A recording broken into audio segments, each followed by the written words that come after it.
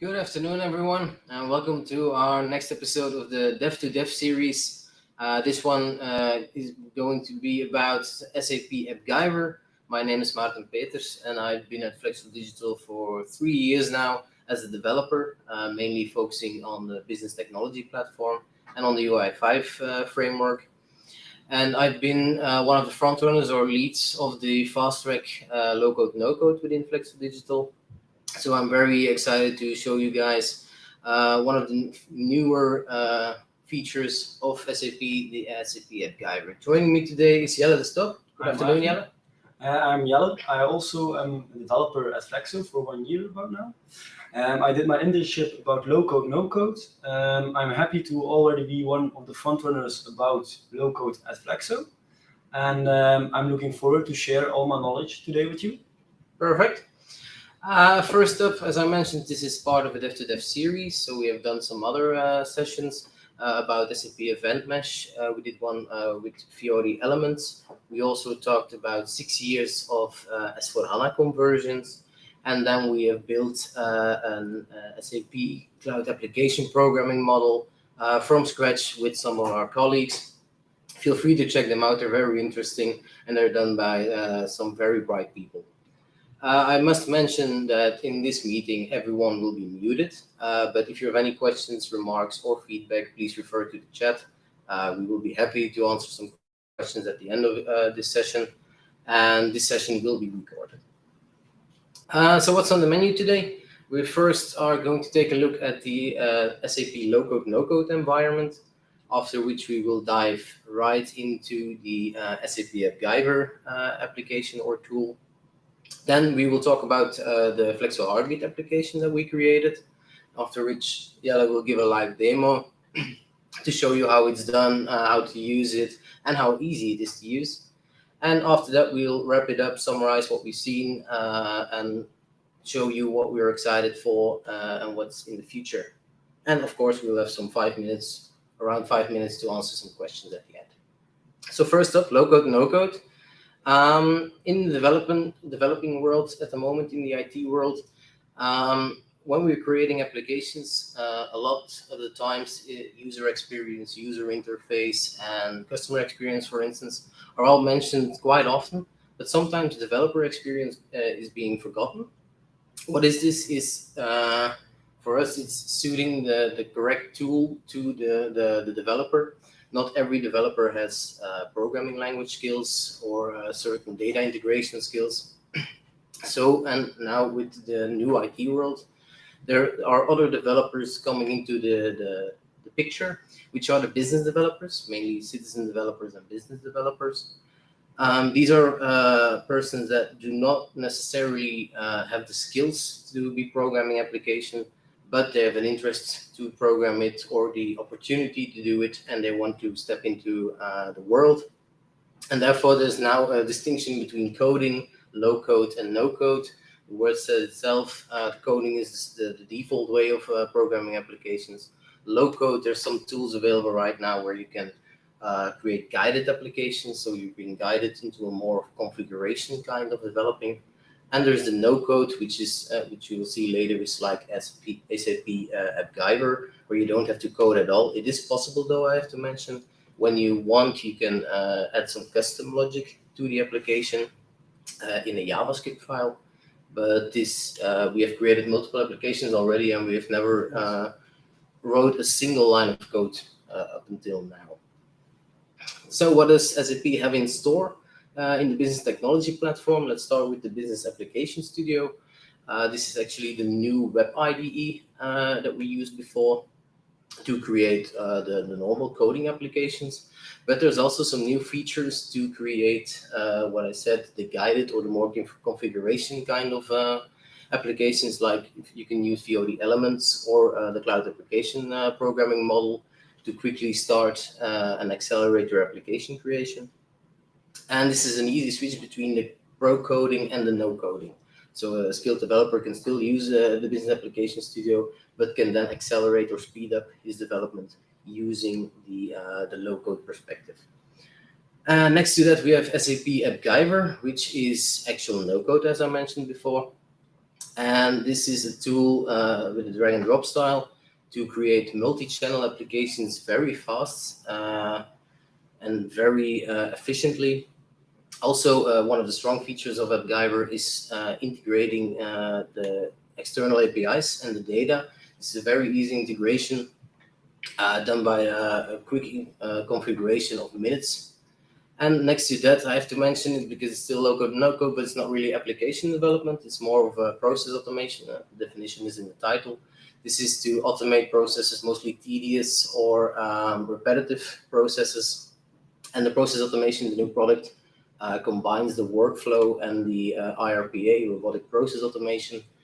And this is also a no-coding tool. I got a little question about it, Maarten. Yeah. I used all three, but when should I use when?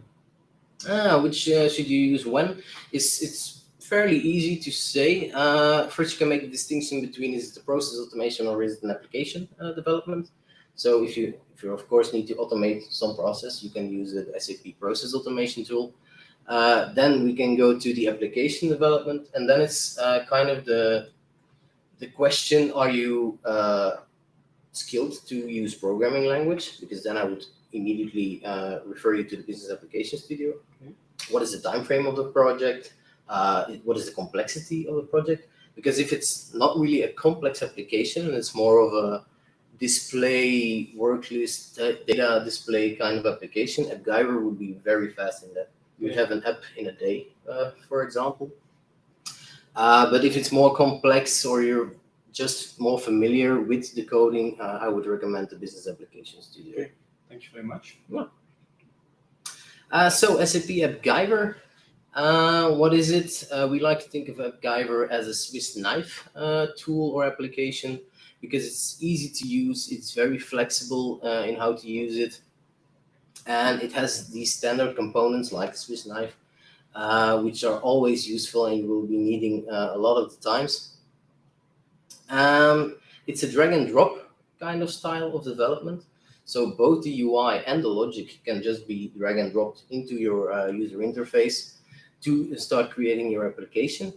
As I mentioned before, the REST APIs and the OData services are super easy to integrate into your application. Jelle will show that in a couple of minutes on how to do this. It's really easy, it's really fast, and very efficient in the way of creating a model. SAP wouldn't be SAP if it hadn't have this universal teaming. Of course, we have put the Fiori teaming already in place. And another very strong feature of AppGyver is the formulas. Formulas are some kind of coding, but you can look more into it like an Excel coding, Excel kind of programming, meaning that you write a single line of code for some quick advancements or quick changes to your code, or a quick if and else if you would like to. So it's very easy to do a substring, to do if you're from Belgium, go to this data backend. If you're from France, go to another one. It's very easy to use, and Jelle will show this also in a bit. The possibilities right now, SAP has been integrating AppGyver into the business technology platform. What you can use there is you can use OData APIs and the REST APIs. You can use a HANA database to contain your data. You can then use the cloud application programming, CDSing, ABAP to leverage this data to your front end and expose these services to your AppGyver as a front end development then. What did we create? We created the Flexso Heartbeat App. I'll be giving some context about it and why did we create it before we do the live demo of the actual creation of it. So to start, the Heartbeat App is in this IT world, in the flexibility of this IT world, many people work from home remotely. We work from our own offices of our company. We work with clients or customers. We work on different days, in different teams, on different projects. You can see it's a whole thing to start tracking for your team colleagues or other colleagues you may need in some time. And what we created is an application to track this. So you can, we have 2 pages there. I'll show them. On the left, you can see we have a simple watch page where you have locations predefined in the application. And then you can sort of subscribe as a user, which the other page is used for, you can subscribe to that location as a way of notifying your colleagues. I will be attending or I will be working from Ghent. The office is in Ghent tomorrow, next week, or one other day. It doesn't matter. And then you can simply, in the watch page, you can then click on a location on a specific day to say and notify your colleagues, I will be there as well. The architecture of what we use now, I said the possibilities earlier. We use the cloud application modeling, programming model, as a way of leveraging our HANA database data. That's our data container. We leverage it then through the cloud application programming. As an OData service, we expose it then to the front end of AppGyver. And I think a live demo would be nice now. Yes, Maarten, thank you very much. Let me take over. So now we are in the application development where I can simply create an AppGyver project. And where is this? Because I know AppGyver has a standalone. It used to be AppGyver on its own. Yes. Now it's from SAP. But are you now in the standalone version? No, I'm now in the BTP. So here I can simply open SAP AppGyver, and then I come to the page here, application development, and then I can simply create a new AppGyver project. Okay, cool. So the name of the application will be Heartbeat. Create that. So now we're generating an application, and we will see that the UI, AppGyver UI, have multiple lanes. Yeah. So at the center you have the plane where the page is and how it looks when it's in preview. At the left you have the component market with the core components and the installed components. Then you have at the bottom the logic for a button or for a text. You can choose. Also this drag and drop. Then at the right we have your properties of a special component. Then at the top we can easily launch it into preview or as Android application. We can choose a theme. We can enable or disable the navigation. Let me disable this. Then we have data. Like Maarten said, the data is very easy to add. You just simply need to add a data resource. Then we have multiple options. But today we are going to choose for data integration. Simple, copy and paste your base API URL and let's verify it. Okay. And I know for a fact that if you use like Fiori elements, you still need annotate or any low-code kind of tool that you still need annotations or CDSing to do your data modeling. How do you do it here? AppGyver does everything for you. So let me take the entity person and list, and then you can see here that the whole database, the structure of that person is being loaded in a model. So we can easily request a certain item or upload a certain item. Yeah, so it's immediately replicated. Yes, you don't need to do anything. So in a couple of seconds, you have your data integration without much extra knowledge you need. All right. Now, the second step is authentication. That's also pretty important because we want to know who you are when you log in. Of course. So we're going to enable, we're going to choose the third-party authentication because authentication will be in our backend. Now he is creating a login page. Let me open it. Now you can see we have a login page. Today, for this use case, we don't going to need the password input field, so we're only going to use username. Obviously, to check if the user exists, we need to dynamically bind a variable to that field. So let's add a variable. Let me call it username. We go back to the view. Then here, with properties, we can simply select the value, data and variable, app variable, username, the one I created, and now that's the dynamically bind. Now the second step is when I push the login button, I want to log in. So first of all, we need to check, is the username in the system? Because if it is in the system, we can log in, else we have to show a banner that it failed to log in. Yeah. So let me have get a record. When it works, we're going to log in. So we want to have a person. The username, we can simply take the variable we made just a second ago. And when it fails, I'm going to have an alert, but not logging in with credentials, but So you just copy the component, just copy paste it. yes, you can everything copy paste and then simply edit what you want to change. Super quick. Now here, dismiss the initial view. Now one of the really handy stuff about AppGyver is I can easily test my changes I made. So now I'm simply going to launch, open the preview portal, and he's loading the application. You don't have to deploy anything. You don't need to deploy anything. You see the screen we had before.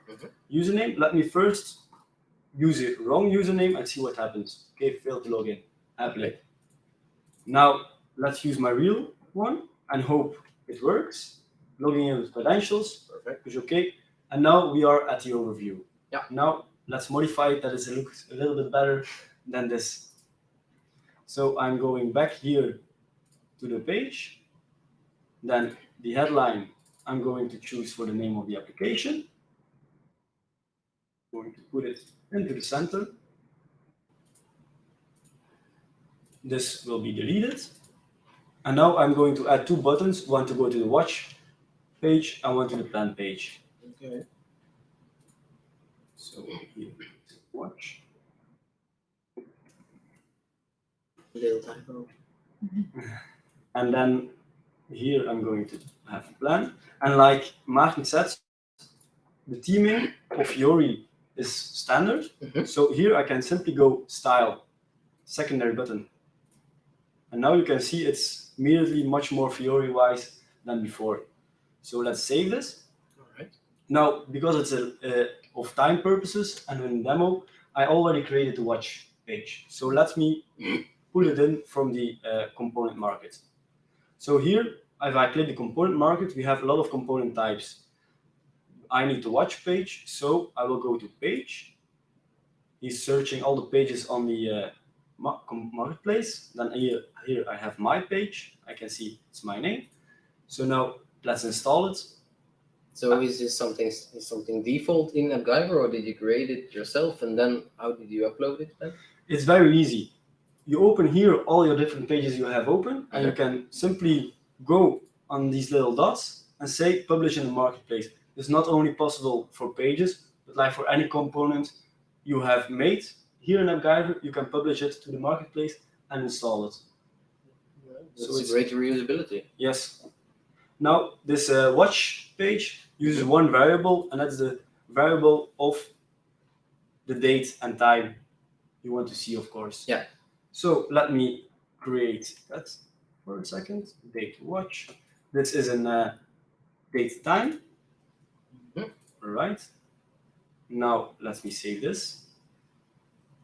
Now I need to select a binding for when I'm in the main page to open the watch page. So I simply do that by pushing this button, watch, here in the logic panel.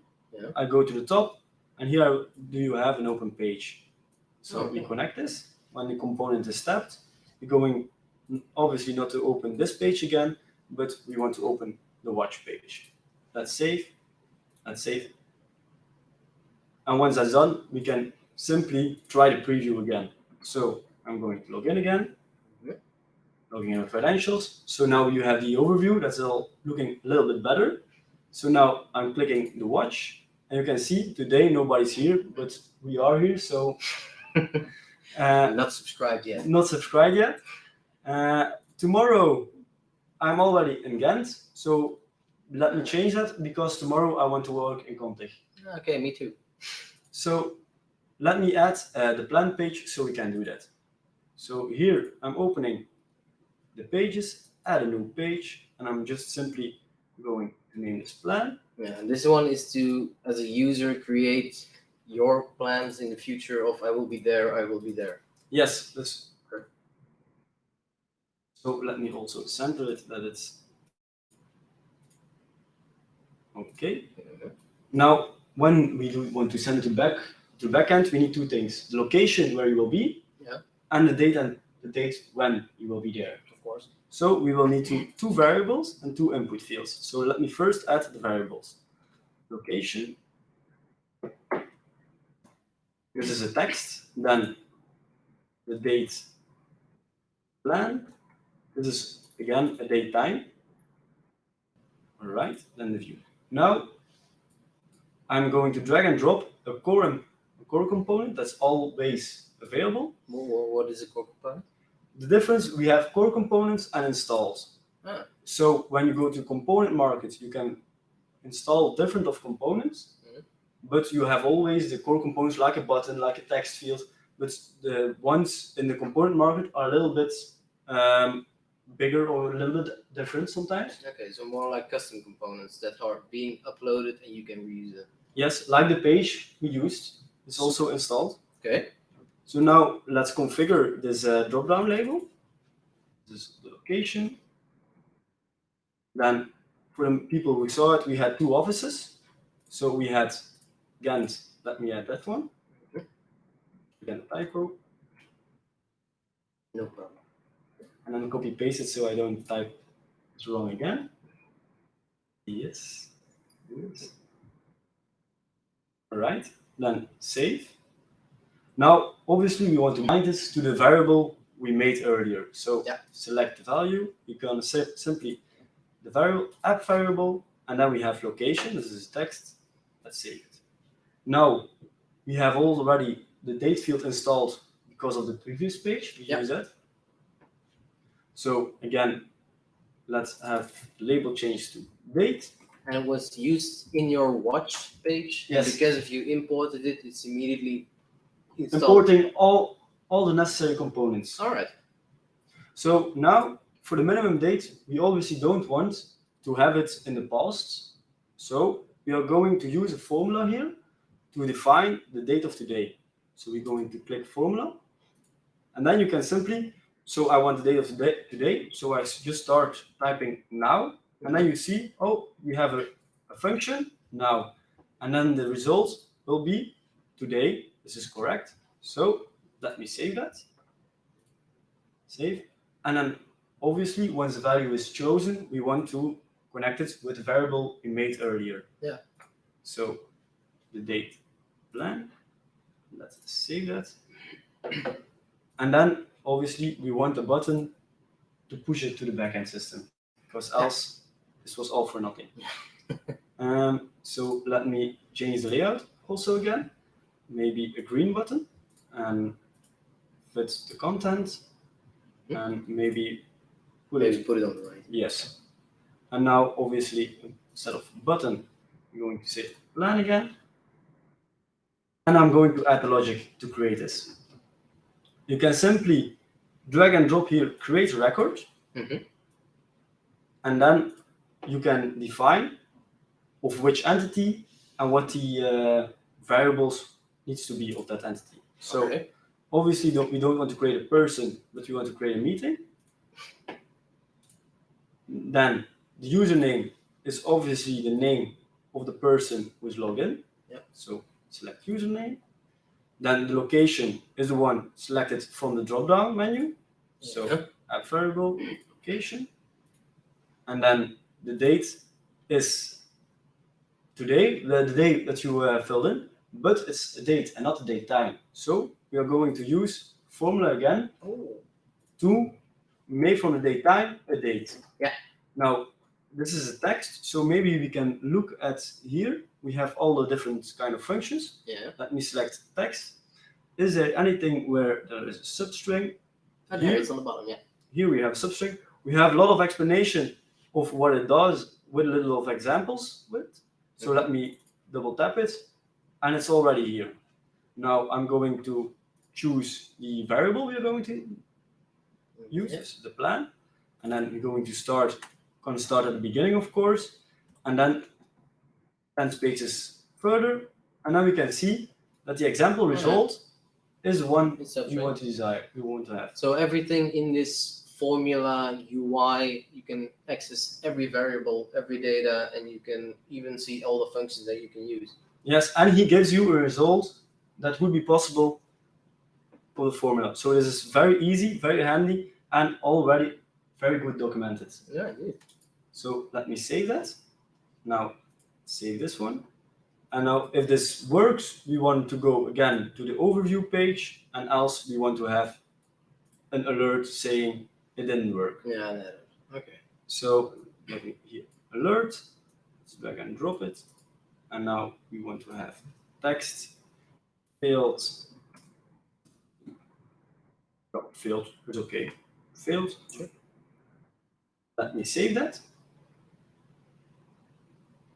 Now, before I forget, I need in the overview page again the link from the plan button to the plan page. Else, it's not going to work, obviously. So again, open page, component tab, not empty page, but the plan page.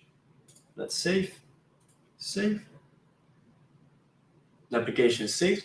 So now we can go again to the preview. Oh, it automatically refreshes every time you save. Yes. Okay. So I'm going to use again my username. Let's log in for credentials. So tomorrow I want to be in Contig. So let me select Contig. Yeah. Select tomorrow and use plan. Yeah.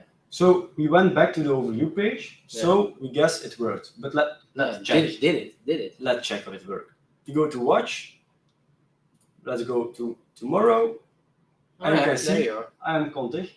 So, and when Maarten logs in, he can simply tap it. And then, do you want to also come on again? Oh, yeah. That's a little bug. It needs to be Contig, but okay. Then let's go to the home page. Live demo course. So, in a couple of minutes, we made a couple of screens. Yeah. A login screen, an overview screen. We imported the watch screen, and we made from scratch the plan screen. And you authenticated. Yes. Oh. Without writing a line of code. So the plan page, yes, and then the home page. So that's it for the live demo. Maybe we can go back to the presentation, Maarten. Yeah, sure. Thank you, Jelle, for the live demo. It was very interesting. I think we can then go to the wrap up. What did we see today? It's as you can see in the live demo, and as I mentioned it before, it's really drag and drop. You don't have to code anything. It's both for the logic and the UI. You can even copy paste. Very curious about that one. Very well, nice. The data integration is done in minutes. As you saw, there's no need of your own complexity to create a model or anything. It's just replicated immediately from your API or your data services. Super cool. The reusability is amazing because you can even create a page that you might use many other times, and you can just copy them in, and even the parts that you need to have installed are immediately imported as well. Kind of an automatically npm. This all makes sure that to bridge the gap between the business and the IT. Sometimes the business and the IT are not aligned super, but this is a tool that makes sure that this can be happened. And all of this makes sure that app delivery is being accelerated to speed up processes, to lower the threshold for less programming skilled developers, and to speed up developing of the programming skilled developers. So it's all super cool. It's super easy. I'm certainly going to use it in the future even more, especially now you show me you can copy paste. Yeah, that's because super fast. Developers are lazy, so the more you can copy. A lazy developer is a good developer. That's what they taught me in school. And I think we're ready for the Q&A session. We'll look at the questions in the chat and see if we can answer them. I'm looking forward to that. Let me take a look.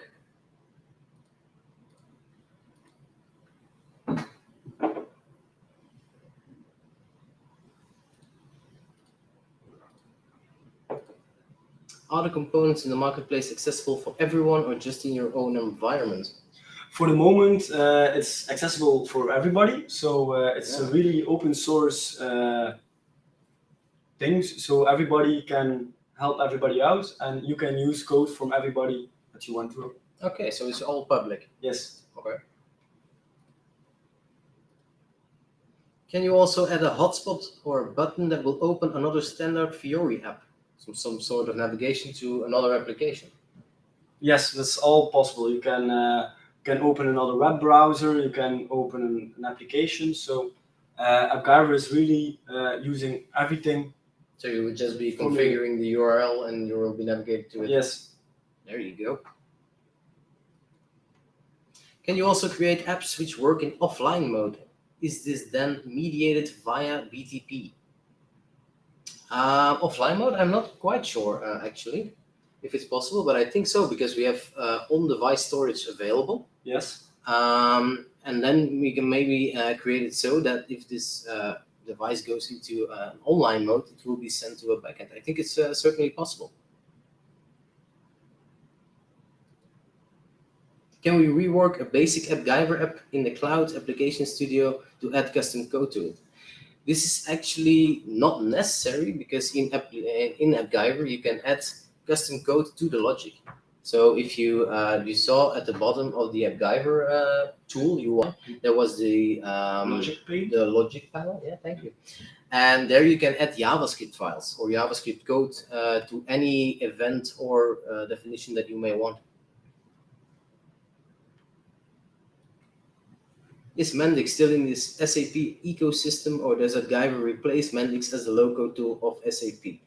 In my opinion, it certainly does replace Mendix as a Low-Code tool, certainly because Mendix is not integrated in the BTP system, and AppGyver is being fully, at the moment even, is being fully integrated into the business technology platform to work with all other SAP products.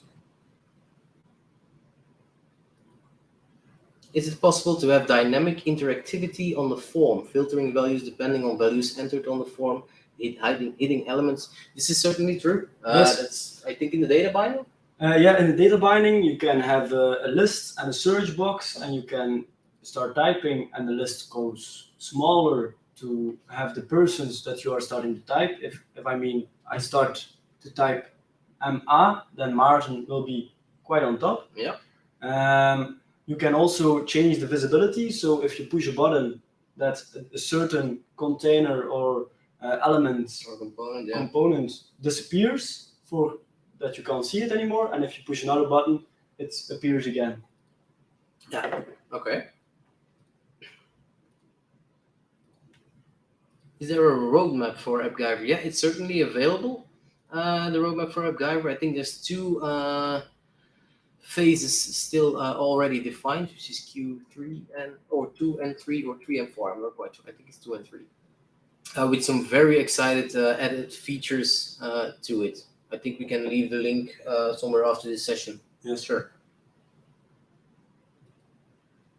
Are licenses needed for AppGyver developers? If you want to start out with AppGyver, you can still use the standalone AppGyver. You can go to the AppGyver website and you can start programming there. This is, of course, not integrated in SAP. So if you just want to try it out and then see what it gives, you can use it there. There are some licenses needed for AppGyver in the BTP. At the moment, it's available on the free tier, and as I believe, pay as you go. Pay as you go also. Some sort, yeah.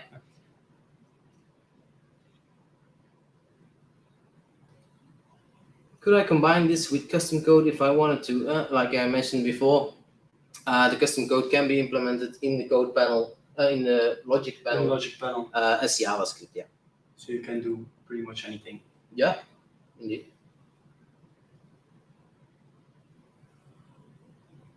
Are there any more questions? No? All right, then I think we can go back to the slides again. Wrap it up completely. Voila.